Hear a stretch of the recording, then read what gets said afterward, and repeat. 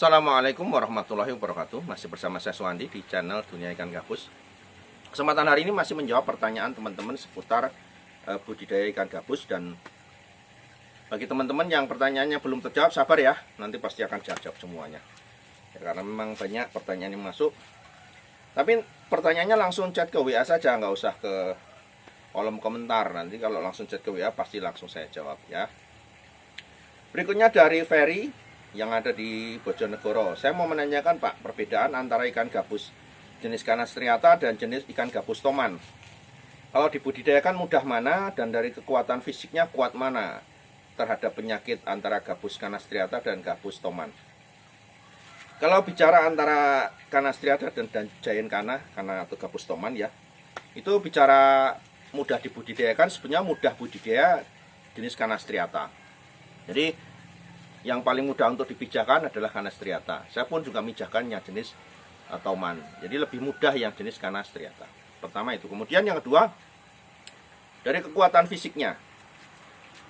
Antara Canas striata dan gabus toman itu lebih kuat yang kan gabus Canas striata. Ya, Canas striata kalau berada di darat, di tempat yang kering, ya, asal dia badannya cukup basah dengan air saja, tanpa terendam. Basah dengan air tanpa terendam, dia bisa hidup bertahan beberapa hari, 3-4 hari itu masih hidup asal basah, tidak terendam loh ya. Tapi toman enggak, mati dia, hanya basah saja enggak cukup, dia pasti mati. Kemudian jenis Canas striata itu kalau dia misalkan terbenam dalam lumpur, 1 bulan aja di dalam lumpur dia enggak mati. Nah, jenis toman mati. Kemudian saat ikan itu sama-sama berada di darat, ikan gabus yang jenis Canas striata, dia akan berjalan ya, ngosel-ngosel berjalan ya, sampai kemana dia bisa menemukan tempat yang rendah ataupun sumber mata air, ataupun mungkin dia akan mati kekeringan. Tetapi dia sempat memperjuangkan dirinya untuk mencari pantang mundur. Tapi jenis gabus toman beda. Gabus toman kalau sudah lompat di darat, ya udah, dia bisanya cuma miring, karena miring sini, miring sana, miring sini. Dia tidak bisa ngosel-ngosel dalam waktu yang lama. Begitu miring sana, miring sini, udah mati kekeringan. Karena memang dari sisi bentuk fisiknya, ikan gabus jenis toman itu kan dia lebih melebar ke bawah, ya kan? Lebih melebar ke bawah. Jadi dia tidak punya keseimbangan untuk tetap di atas begini ya, agak miring gitu, karena badannya lebih lebar. Sementara jenis Canas striata dia lebih gilik, lebih ya, punya bawah lebih rata, sehingga dia bisa jalan agak jauh ya. Itu Pak pertanyaan dari Pak Ferry yang ada di Bojonegoro. Silahkan nanti milih yang mana, bebas. Kemudian dari Bapak Widi yang ada di Gontor ya, untuk menanyakan bahwa untuk bisnis ikan gabus saat ini Pak, adanya COVID-19 Corona ini, apakah ada dampaknya dengan bisnis dan budidaya ikan gabus? Kalau saya sendiri mengatakan ya, untuk saya sendiri, untuk budidaya ikan gabus tidak ada kena dampak apa-apa. Ya, alhamdulillah sekali. Dalam arti begini, dalam budidaya kita tetap bisa budidaya, cari pakan kita bisa, ya kan? Hanya saja memang kita sekarangnya hanya di rumah, kita pesen-pesen pakan, pesen apa dengan cara kurir ya, COD ya, diantar ke tempat, kita nggak kemana-mana. Dari budidaya saja tetap berjalan, dari penjualan tetap berjalan ya, kita hanya saja penjualan ini tidak lalu macet, tidak, penjualan tetap berjalan seperti biasanya, hanya saja teknis pengirimannya tidak lagi kita antar langsung menggunakan jasa kurir. Nah, jadi kalau ditanya masalah dampaknya, ya dampaknya hanya di sektor pengiriman tadi. Kita nggak bisa lagi ketemu dengan petani, langsung bisa komunikasi lebih lama lagi. Sekarang hanya menggunakan jasa kargo, paket, kereta api, udara, ataupun menggunakan jasa bis, travel itu. Jadi itu tetap bisa berjalan sampai hari ini. Justru malah permintaan saat ada seperti ini malah melonjak tinggi. Karena apa?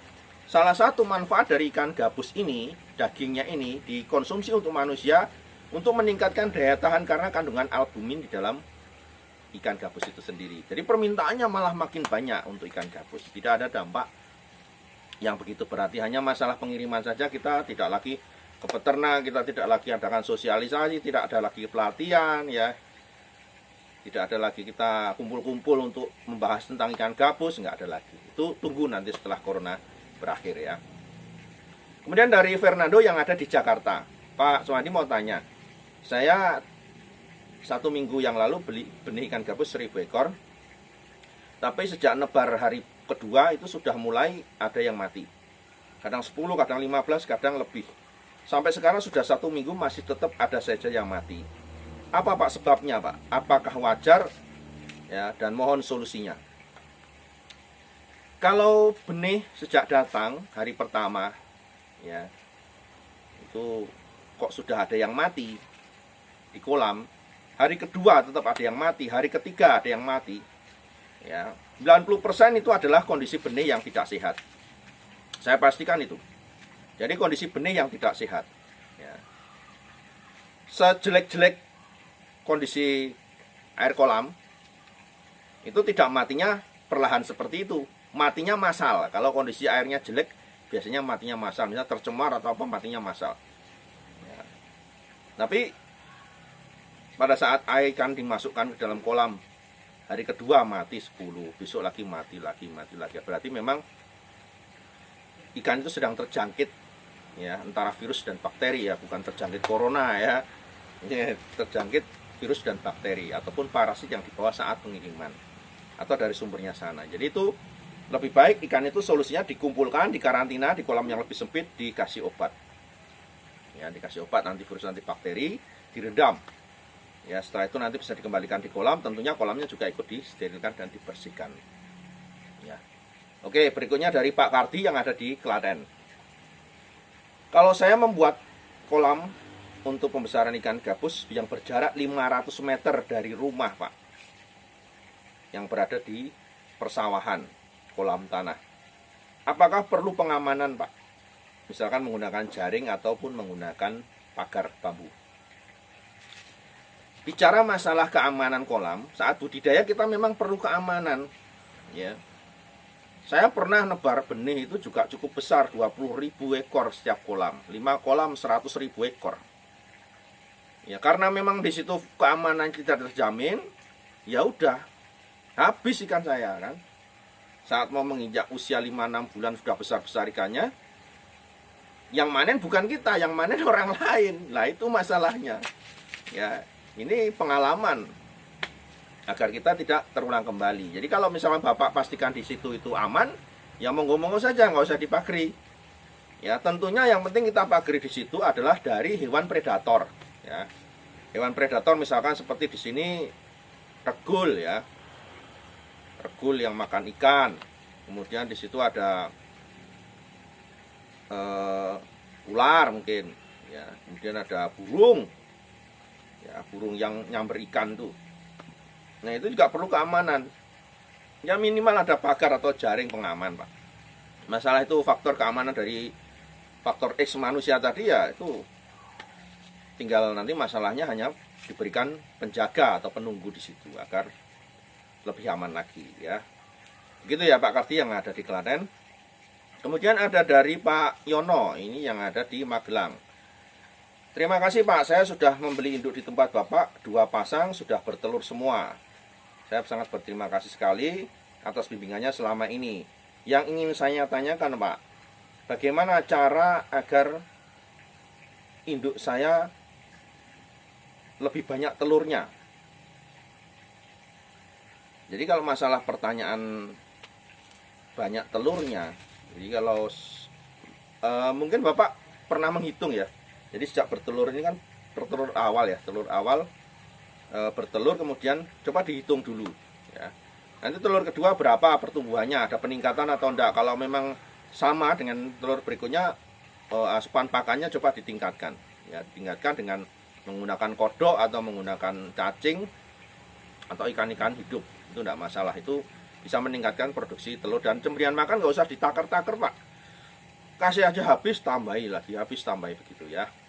Ya oke ya, terima kasih sudah berhasil, saya juga ikut seneng ya, dan saya harapkan nanti bisa berkembang lebih banyak lagi.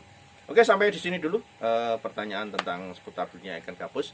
Bagi teman-teman yang mau tanya, mau chat, mau WA, langsung ke 0816658779. Ya, sampai dengan saya Suwandi. Sampai berjumpa lagi. Tetap semangat budidaya ikan gabus Indonesia dan sukses untuk teman-teman semua. Assalamualaikum warahmatullahi wabarakatuh.